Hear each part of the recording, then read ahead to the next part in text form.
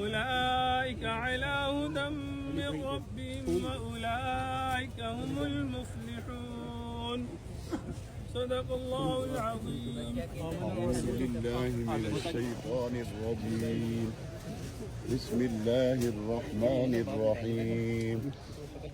آمن الرسول بما أنزل إليه من ربه والمؤمنون كل آمن بالله وملائكته وكتبه ورسله لا نفرق بين أحد من رسله وقالوا سمعنا وأطعنا غفرانك ربنا وإليك المصير.